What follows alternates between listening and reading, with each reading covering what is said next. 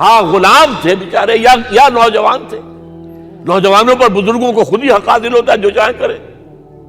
اور غلام تو ملکیت ہوتا ہے، زندہ ذبح کر دے تبھی کوئی پوچھنے والا نہیں. تو جو بیت رہی تھی بلال پر، ابو فقیہ پر، زنیرہ پر، جو ان پر بیت رہی تھی، جو خباب پر بیت رہی تھی، جس طرح ہلاک کیا گیا ہے حضرت سمیہ کو، حضرت یاسر کو، یہ ساری تکلیفیں انہیں بھی تھیں. لیکن کیا اس کا یہ بالواسطہ ایذا محمد کے لیے نہیں تھا صلی اللہ علیہ وسلم. آپ کے ساتھی آپ کی جانثار ہیں، لیکن آپ ان سے بھی کیا کہیں، فصبروا فصبروا فصبروا. جب ابو جہل بدترین ٹارچر کر رہا تھا حضرت سمیہ اور حضرت یاسر کو رضی اللہ تعالی عنہما، آپ کے علم میں ہے کیسی کیسی ٹارچر کی ہے. جوان بیٹے کو باندھ دیا ایک ستون کے ساتھ، اس کی نگاہوں کے سامنے برہنہ کیا ہے ماں کو.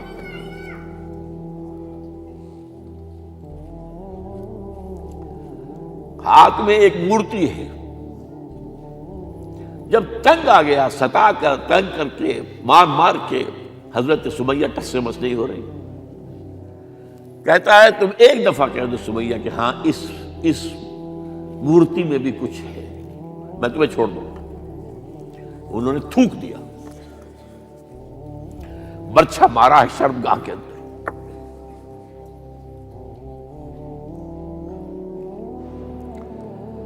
کتنی تکلیف پہنچی ہوگی حضور کو. لیکن آپ گزر رہے، اصبروا یا آل یاسر فإن موعدکم الجنہ. اے یاسر کے گھر والوں صبر کرو، تمہارے استقبال کی تیاریاں ہو رہی ہیں جنت میں. یہ سیرت کچھ بناتا سناتا ہے. یہ سیرت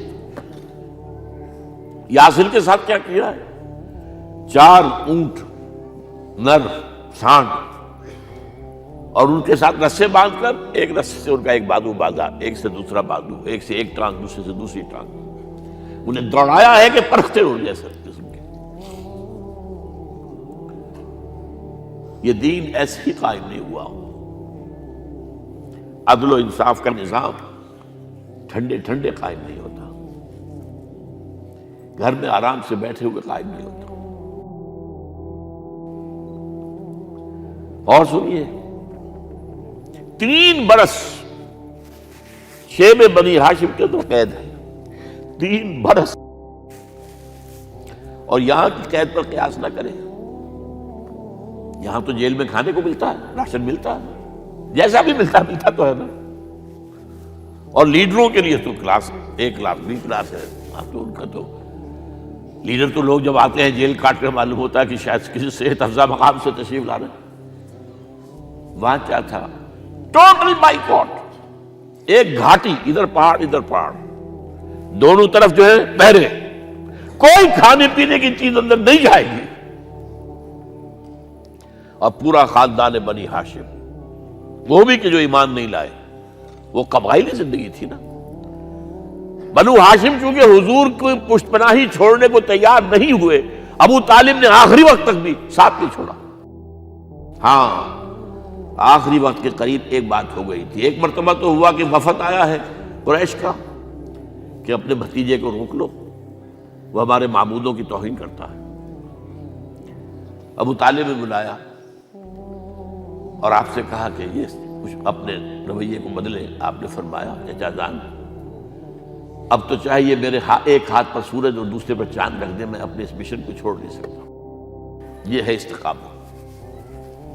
اور ابو طالب کے عین انتقال کے وقت جو معاملہ ہوا، جب وفد آیا ہے کہ ٹھیک ہے اب ہمارا جو ہے صبر کا پیمانہ لبریز ہو گیا ہے، اب ٹھیک ہے آ جاؤ میدان میں، تم بھی ساتھ چھوڑنے کو تیار نہیں ہو. ابو طالب نے بلایا، بھتیجے مجھ پر اتنا بوجھ نہ ڈالو جو میں برداشت نہ کر سکوں.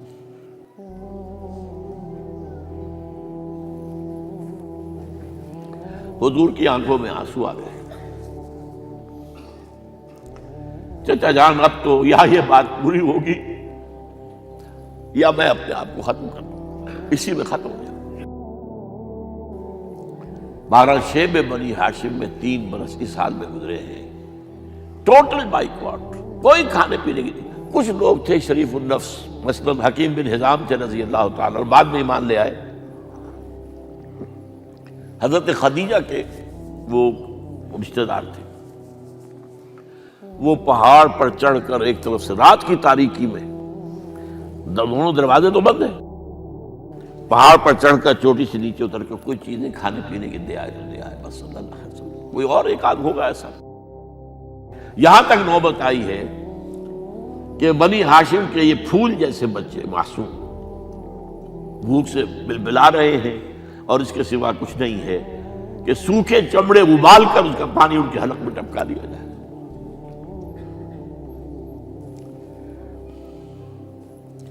اور جو ہوا وادی طائف میں، جب مکے والوں نے فیصلہ کر لیا کہ آپ قتل کر لو، ابو طالب بھی فوت ہو چکے ہیں، اب کوئی اندیشہ نہیں، کوئی خانہ جنگی شروع نہیں ہوگی، کوئی انٹرا ٹرائبل وار نہیں ہوگی، تو آپ طائف گئے ہیں۔ شاید وہاں کے 3 سردار تھے بڑے، اور یہ طائف اصل میں قریشی کا سمجھیے کہ یہ ان کا گرمیوں کا یہ صحت افزا مقام تھا۔ یہ تمام جو سردار تھے مکے کے، ان کی جائیدادیں وہاں تھی، باغات تھے، اور وہاں کے بھی 3 سردار تھے، تو شاید ان میں سے کسی کو اللہ توفیق دے دے۔ وہاں گئے ہیں اور صرف ایک ساتھ ہیں، حضرت زید بن حارثہ، حضرت ابو بکر بھی ساتھ نہیں، سائے کی طرح ساتھ رہنے والا بھی ساتھ نہیں تھا۔ وہاں جا کر جو آپ نے تینوں سے بات کی ہے، تینوں نے وہ باتیں کہی ہیں جو کلیجے کو چیر جائیں۔ تمہارے سوا کوئی اللہ کو نہیں ملا تھا رسول بنانے، جاؤ چلے جاؤ۔ ایک کہتا ہے فوراً چلے جاؤ یہاں سے، اس لیے کہ ہو سکتا ہے کہ تم سچے ہو تو کہیں میں تمہاری توہین نہ کر دوں، اور یہ بھی ہو سکتا ہے تم جھوٹے ہو تو جھوٹے کو میں منہ نہیں لگانا چاہتا۔ 3 دن کی یہ سختی، اور اس میں کیا ہو رہا ہے، اسٹریٹ ارچنز جو کہلاتے ہیں ہمارے یہاں، ٹھوکرے گلیوں کے، انہیں اشارہ کر دیا ذرا ان کی خبر لو، اب وہ پتھراؤ کر رہے ہیں۔ جیسے ہمارے ہاں کوئی آ جاتا ہے، کوئی نیم پاگل یا کوئی اور کسی طرح کا مست قسم کا آدمی، اور اس کے اوپر چھوکرے چاروں طرف ہوں اور ستا رہے ہوں، یہ نقشہ تھا، اور طائف کی گلیاں تھیں، اور محبوب رب العالمین تھے۔ ادھر سے پتھر آ رہے ہیں تو زید بن حارثہ رکاوٹ بن گئے ہیں، لیکن پیچھے سے آ رہے ہیں، وہ کیسے روکیں گے؟ پیچھے جاتے ہیں تو ادھر سے آ رہے ہیں۔ جسم لہو لہان ہے، خون رس رس کر زخموں سے جوتیوں میں آ کے جم گیا ہے۔ پھر وہاں سے آپ نکل کر گئے ہیں، ایک باغ میں تھوڑی سی پناہ لی ہے تھوڑی دیر کے لیے، جوتے بڑی مشکل سے اترے ہیں، خون جمع ہوا، اور وہ جو پھر دعا نکلی ہے آپ کے، وہ کلیجے کو چیر جانے والی ہے۔ اللہم الیک اشکو ضعف قوتی وقلت حیلتی وحوانی علی الناس، اے اللہ تیری جناب میں فریاد لے کر آیا ہوں، اپنی قوت کی کمی کا، اپنے وسائل کی کمی کا، اور لوگوں میں جو رسوائی ہو رہی ہے، الی من تکلنی الی بعید یتجہمنی او الی عدو ملکت امری، مجھے کس کے حوالہ کر دیا ہے، مجھے دشمن کے حوالے کر دیا جو چاہے میرے ساتھ کر گزرے۔ فریاد ہے کہ نہیں؟ بڑی زوردار فریاد ہے، بڑی زوردار، لیکن پھر مقام عبدیت کا ظہور ہوتا ہے۔ ان لم یکن علی غضبک فلا ابالی، اے اللہ اگر تو ناراض نہیں ہے، مجھے اندیشہ یہ ہو گیا کہ کہیں تو ناراض تو نہیں ہو گیا ہے، کہیں تو نے میرا ساتھ تو نہیں چھوڑ دیا ہے، اگر تو ناراض نہیں ہے تو مجھے کوئی پرواہ نہیں، جو ہو سو سر تسلیم خم ہے جو مزاج یار میں آئے۔ واپس آئے ہیں تو مکے میں داخل نہیں ہو سکتے تھے، وہاں تو قتل کا فیصلہ ہو چکا، باہر ہی آپ نے ڈیرا لگایا، زید بن حارثہ کو بھیجا، فلاں شخص کے پاس جاؤ کہ تم اگر امان میں لے لو محمد کو تو محمد آ جائیں، میں تو میری یہ پوزیشن نہیں ہے، میں قریش کے مقابلے میں امان نہیں دے سکتا۔ دوسرے کے پاس بھیجا، اس نے بھی کچھ ایسے جواب دے دیا۔ تیسرے کے پاس جب گئے حضرت زید، مطعم بن عدی، اس نے کہا ٹھیک ہے، میں امان دیتا ہوں محمد کو، وہ آ جائے مکے میں۔ حضور سے آگے کہا، حضور نے فرمایا نہیں جا کر کہو، آ کر لے کر جا۔ کیوں؟ کیا پتا اچانک جو ہے میرے داخل ہوتے ہی کوئی مجھ پر حملہ کرے، قتل کر دے۔ وہ تو یہ کہہ سکے کہ ہمیں کیا پتا تھا کہ موتیم نے جو ہے امان دی ہے، I never knew it۔ اب یہ قبیلے کے اندر یہ ہوتا تھا کہ ایک نے امان دے دی، سب کی طرف سے امان۔ لہذا حضور نے فرمایا آ کر لے کر جاؤ۔ وہ اپنے 6 بیٹوں کو ہتھیار سجا کر لے کر آیا ہے اور پھر لے کر گیا حضور کو، کہتا ہوا گزر رہا ہے راستے میں، لوگوں سن لو محمد میری امان میں ہے صلی اللہ علیہ وسلم۔ اس لیے آپ کو مکے کے اندر پھر 2.5 سال مزید رہنے کا موقع ملا ہے، اور اتنا بڑا احسان آپ نے مانا پھر موتیم بن عدی کا کہ غزوہ بدر میں جب 70 اسیر تھے قریش کے حضور کے پاس، تو آپ نے فرمایا تھا کہ اگر آج موتیم زندہ ہوتا اور وہ سفارش کرتا تو میں ان سب کو چھوڑ دیتا بغیر کسی فدیے کے۔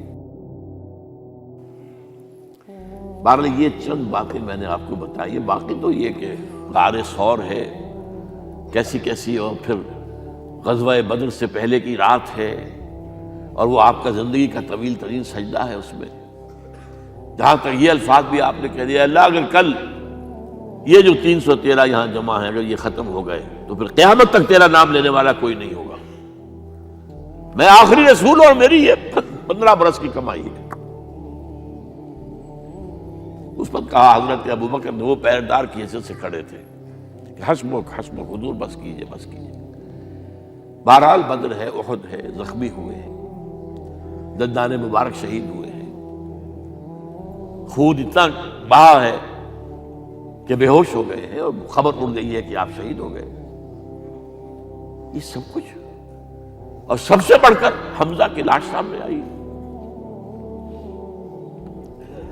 کیسی لاش؟ ناک کٹی ہوئی ہے، کان کٹے ہوئے ہیں، پیٹ چاک کر کے کلیجہ چبایا ہوا ہے۔ کس طرح برداشت کیا ہوگا آپ نے؟ اپنے اوپر تاری کر کے دیکھیں، یہ حمزہ کون ہے؟ چچا ہے، دودھ شریک بھائی ہے، خالہ داد بھائی ہے، ساتھ کا کھیلا ہوا ہمجولی ہے، اور اس کی لاش ہے۔ جو قلب اطہر پر بیت رہی تھی وہ مدینے میں آ کر ایک بڑا ماحول بدلا ہوا تھا، تب وہ بات سامنے آ گئی۔ جب آپ مدینے واپس تشریف لائے ہیں تو ظاہر بات ہے کہ زیادہ انصار کے لوگ تھے جو شہید ہوئے تھے۔ بدر میں مہاجرین تو میرے خیال ہے 1/4 تھے نمبر کے اندر، 3/4 تو انصاری تھے۔ اسی طریقے سے احد کے اندر معاملہ ہے، تو مختلف گھروں سے عورتوں کے بین کرنے کی آوازیں آ رہی تھی، اس لیے کہ اس وقت تک بین کرنا حرام نہیں قرار دیا گیا تھا، ممنوع نہیں تھا۔ آوازیں سن کر حضور کی زبان مبارک سے نکل گیا، اما حمزہ فلا بواکی لہو، ہائے حمزہ کے لیے تو کوئی رونے والی بھی نہیں ہے۔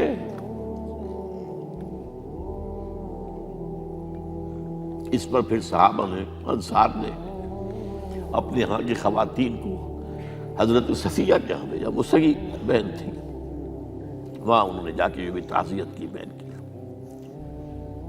غزوہ احزاب کا آپ نے سنی لیا، اسوہ رسول پر نہ معلوم کیا کیا باتیں چیز لوگوں میں مشہور ہو گئی ہیں۔ اسوہ کا لفظ آیا کہاں ہے قرآن میں؟ سورہ احزاب میں۔ وہ اسوہ کیا تھا؟ جب خندق کھودنے کا فیصلہ ہوا ہے تو خندق کھود رہی ہے، حضور بھی لگے ہوئے ہیں، بھاری بھاری پتھر اٹھا کر کندھے پر لا کر باہر پھینک رہے ہیں، پتھریلی زمین تھی، ایک پتھر کسی سے ٹوٹا نہیں تھا، تو حضور نے جو ہے 3 دفعہ جو اس کے اوپر ضرب لگائی تب ٹوٹا ہے۔ لیکن یہ کہ کئی دن کے فاقے ہو چکے تھے، کھانے کو کچھ نہیں، پورا محاصرہ تھا، 12,000 کا لشکر گھیرے ہوئے، یہاں تک کہ آپ کو معلوم ہے کہ گھروں کے اندر بیت الخلا تو نہیں ہوتے، باہر جاتے تھے قضاء، اس کا کوئی امکان نہیں۔ شدید ترین آزمائش جو ہوئی ہے اس کا نتیجہ ایک طرف یہ نکلا کہ منافقین کا نفاق ان کی زبانوں پر آ گیا۔ قرآن مجید میں ہے یہ انہی آیات میں۔